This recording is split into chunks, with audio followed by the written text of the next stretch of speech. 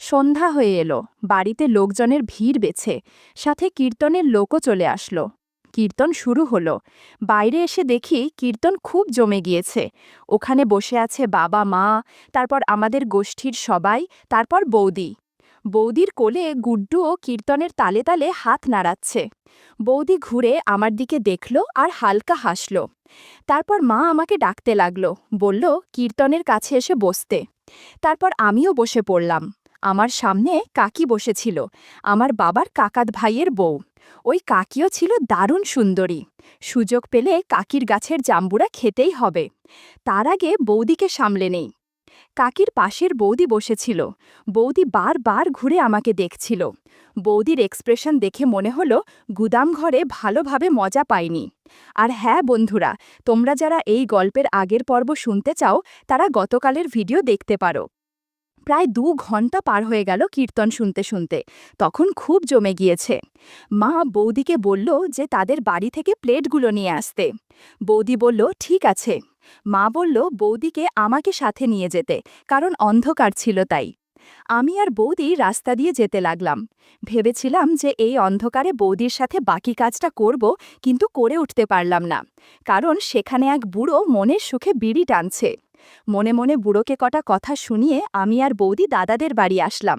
যথারীতি প্লেটগুলো নিয়ে বের হতে যাব এমন সময় দাদা বলল, কীর্তন শেষ হয়ে গেলে বৌদিকে এগিয়ে দিয়ে যাস, এই অন্ধকারে একা আসতে পারবে না। ঠিক আছে বলে আমি আর বৌদি চলে আসলাম। রাত 11:30, বাড়ির সব কাজ শেষ, সবাই চলে গেছে। মা আর বৌদি খাবার খাচ্ছে। মা বলল তোর বৌদিকে এগিয়ে দিয়ে আসিস। কথাটা শুনে বৌদি আমার দিকে চেয়ে হাসছিল। বৌদিও জানতো যে আজকে বাড়ি পৌঁছে দেওয়ার বাহানায় তার সাথে কি হবে। কিছুক্ষণ বাদে বৌদি আর মা খেয়ে উঠল। মা বলল যা, ওকে বাড়ি পৌঁছে দিয়ে আয়। আমি বললাম কেন, এখান থেকে ওইখানে বাড়ি আবার পৌঁছে দেয়া লাগে নাকি?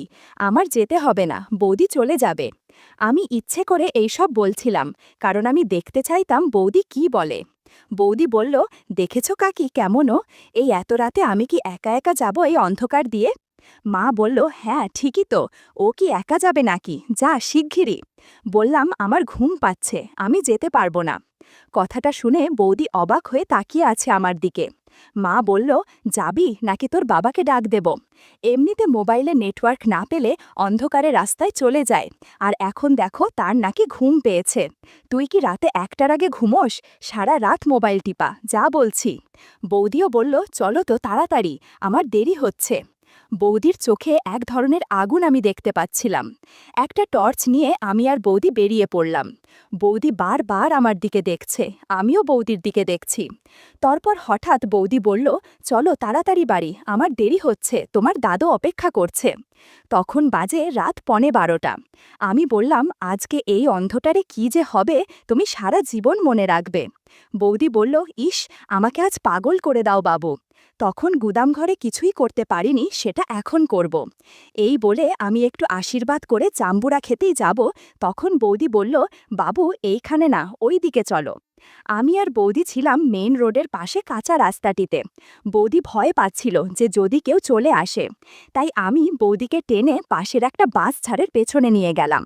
রাত 12টা, মানে গ্রামে কেউ বাইরে থাকে না, আর এটা ছিল বাস ঝাড়, আর রাত্রে এখানে কারোর আসার প্রশ্নই আসে না। ঝোপের ধারে জাদুর লাঠি বের করে আশীর্বাদ করে প্রসাদ দিলাম বৌদির মুখে। বললাম কীর্তনের সময় ভালো করে প্রসাদ খেতে পাওনি, এখন এই প্রসাদটা খেয়ে নাও। বন্ধুরা, ইউটিউবের কড়া নিয়মের কারণে কিছু ঘটনা সরাসরি বলা যাচ্ছে না।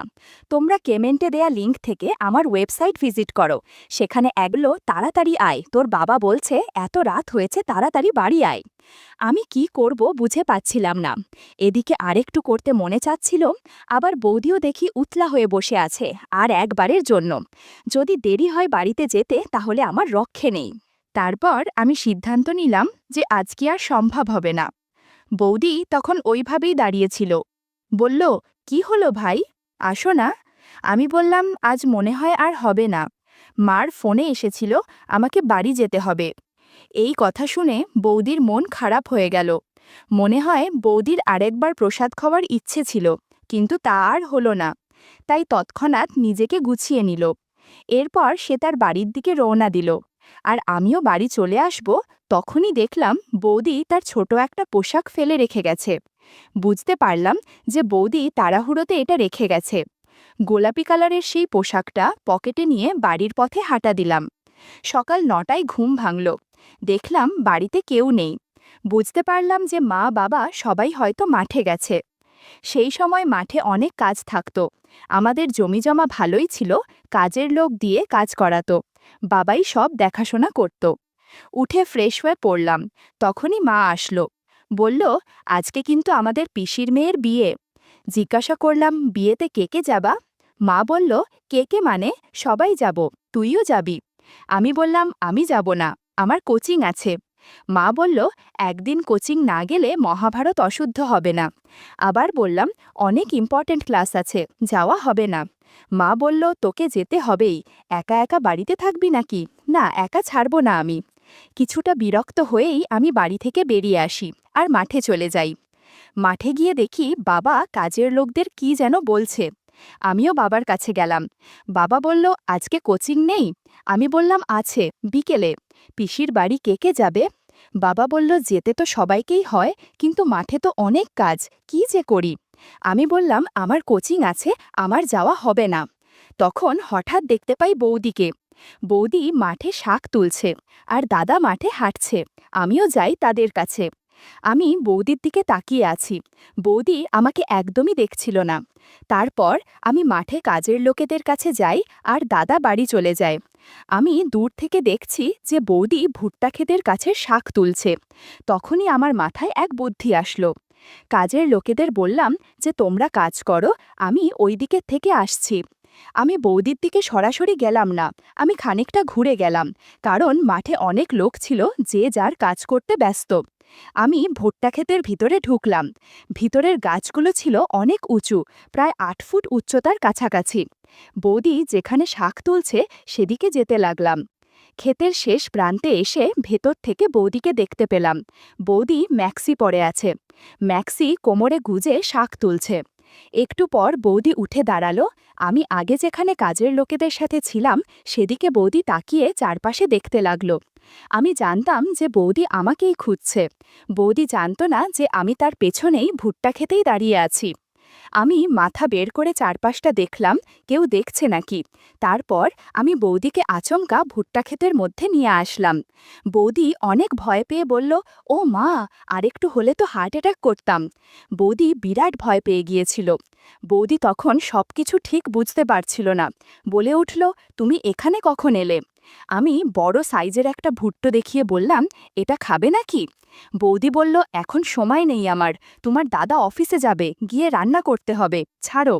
আমি বললাম, কাল সারা রাত আমি ঘুমোতে পারিনি, তুমি আমার চোখে ভাসছিলে। বৌদি বলল, তাতে আমার কি? বললাম, এক্ষুনি টের পাবে, আর এক্ষুনি সময়। বৌদি বলল, ভাই, আমার এখন সময় নেই, বাড়ি যেতে হবে। কিন্তু আমি নাছোড়বান্ধা, কোনোভাবেই তাকে বাড়িতে যেতে দিচ্ছি না, বরং ভুট্টাটা বারবার এগিয়ে দিচ্ছি। বৌদি বলল, ভাই, তুমি কেন বুঝতে পারছো না? আমার যেতে হবে, তোমার দাদার অফিস আছে, রান্নাও বাকি আছে। আমি বললাম, বৌদি, তুমি তাড়াতাড়ি ভুট্টোটা খেয়ে নাও, সকালে নাস্তা করনি। তোমার নাস্তা হলেই আমি তোমাকে বাড়ি যেতে দিব। উপায় না পেয়ে বৌদি উবু হয়ে বসে ভুট্টো খেতে শুরু করল। মিনিট 10 পর বৌদি অদ্ভুত শব্দ করছিল। খোলা মাঠ, তারপর আবার ক্ষেতের মধ্যে হওয়ার ভাগ্যিস শোনা যাচ্ছিল না। একটু পর ক্ষেতের ভিতরে একটা কুকুর ঢুকে পড়ল। কুকুরটা বোধহয় শব্দ শুনে চলে এসেছে। আমি ভয় পেয়ে গিয়েছিলাম, ভেবেছিলাম কেউ চলে আসলো নাকি। কিন্তু না, কেউ না, বরং সেখানে দাঁড়িয়ে কুকুরটা আমাদের কাণ্ডকর্ম দেখছে। 15 মিনিট পর ভুট্টা খেতে জল দিলাম। বৌদি কাপা কাপা গলায় বলল, এ কি করলে ভাই? ভেতরে কেন? যদি কোনো সমস্যা হয়? আমি বললাম, আরে চিন্তা করো না, কিছু হবে না। তুমি বাড়িতে গিয়ে ওষুধ খেও, আর হয়ে গেলে আমি তোমাকে বিয়ে করে নেব, কেমন? বৌদি এই কথা শুনে অবাক হয়ে আমার দিকে চেয়ে রইল। কিছুক্ষণের মধ্যে সেখান থেকে চলে গেল। এদিকে আমি ভুট্টো ক্ষেতের থেকে বেরিয়ে দেখি বাবা কাজের লোকেদের সামনে দাঁড়িয়ে আছে। বাবা বলল, কোথায় গিয়েছিলি তুই? আমি বললাম, এই একটু ওইদিকে ঘোরাঘুরি করছিলাম। বাবা বলল, যা, বাড়িতে মা ডাকছে। আমি মাঠের থেকে বাড়ি চলে আসলাম। মা বলল, ভাত খেয়ে নিতে। তারপর আমি ভাত খেয়ে নিলাম। খেয়ে দিয়ে আমি আমার রুমে গিয়ে বইপত্র নাড়াচ্ছিলাম। তারপর দাদাদের বাড়ির কলের পাড়ে আওয়াজ পেলাম। দেখতে পেলাম বৌদি বাসন মাজছে, পরনে সেই ম্যাক্সিটা পরে আছে। বৌদি বাসন মেজে সেখান থেকে চলে গেল। বেলা বয়ে গেল, বিকেল হয়ে এলো। আমি কোচিংয়ে যাওয়ার জন্য রেডি হচ্ছি। সেই সময় কোচিং থেকে কল আসলো, বলল যে আজকে কোচিং ক্লাস হবে না। তারপর আমি আবার বিছানায় শুয়ে পড়লাম। মা থেকে যাবে, মা বলল যে ওরাও সবাই যাবে। ব্যাস, কথাটা শুনে আমি খুশি হয়ে গেলাম। ভাবতে লাগলাম বিয়ে বাড়ি বলে কথা, বৌদিকে দারুণ লাগবে দেখতে। সূর্য পশ্চিম আকাশে ঢলে পড়েছে, সন্ধ্যা হয়ে গেল, সবাই রেডি, গাড়ি এসে গিয়েছে। আমরা সবাই গাড়িতে উঠে পড়লাম। গাড়ি ছাড়বে ছাড়বে ভাব, তখনই বৌদি আর গুড্ডু বাসে উঠে পড়ল। আমি তো বৌদিকে দেখে মহা খুশি। গুড্ডু আমার কাছে দৌড়ে চলে আসলো, আমার সাথে এসে বসে পড়ল। তারপর বৌদি আমার দিকে চেয়ে মুচকি মুচকি হাসছিল।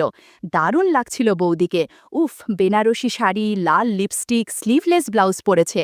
বৌদিকে দেখে কেউ চোখ সরাতে পারবে না। দাদা বাড়িতেই ছিল, গুড্ডু আর বৌদি যাবে আমাদের সাথে।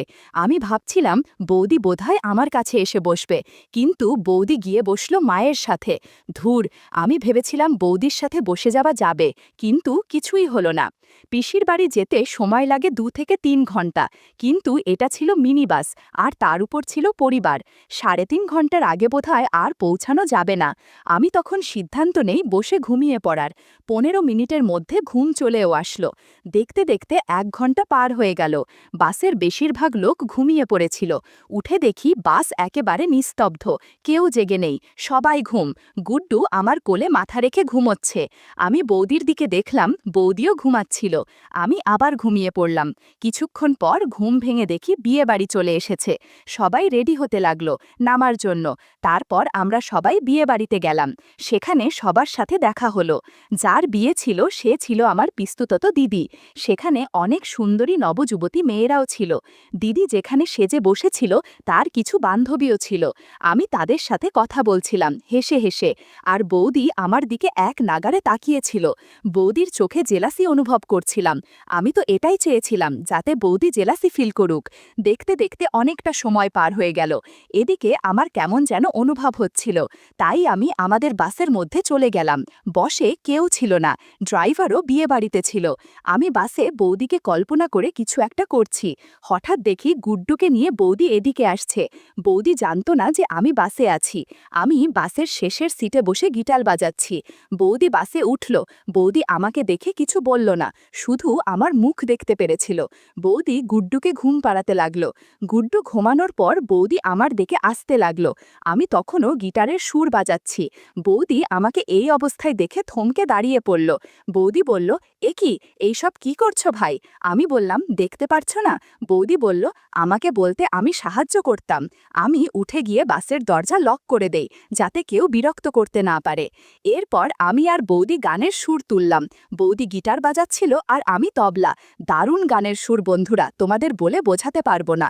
বিয়ে বাড়িতে সাউন্ড বক্স থাকার কারণে আমার গান কেউ শুনতে পাচ্ছিল না। পাশের সিটে গুড্ডু ঘুমিয়েছিল। গুড্ডু ঘুমের মধ্যে বৌদির গানের শব্দ শুনতে পাচ্ছিল। আমি বললাম, একটু আছে গান গাও।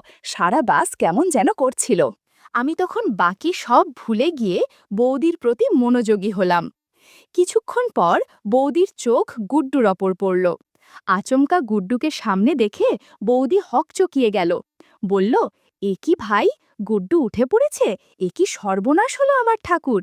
এজন্যই বলেছিলাম আস্তে গান গাও, যা হয়েছে ভালোই হয়েছে। বৌদি তড়গড়ি করে বাসের একেবারে পেছনের দিকে গিয়ে তাড়াতাড়ি কর এসব ঠিকঠাক করে নিল। গুড্ডু তখন কিছু বুঝে উঠতে পারছিল না। আমি দৌড়ে গিয়ে বারবার বৌদির কাছে গেলাম। বৌদি বলল, কি করা বাকি আছে এখনো তোমার? আমার সংসার তো শেষ, এখন কি হবে? গুড্ডু তো সব দেখে ফেলল, এখন কি হবে? ওর বাবাকে গিয়ে সব বলে দিবে। আমি বললাম, কিছু হবে না, ওকে কিছু একটা বানিয়ে বলে দিলেই বুঝে যাবে, এমনিতে কিছুদিন পর সব ভুলে যাবে। বৌদি কাঁদতে শুরু করল। আমি তখন মহা বিপদে পড়েছিলাম। গুড্ডু তখনও ওই সিটে শুয়েছিল। সে তো হতবাক, কি হচ্ছে কিছুই বুঝতে পারছিল না। উপায় না পেয়ে বৌদিকে সান্ত্বনা দিলাম।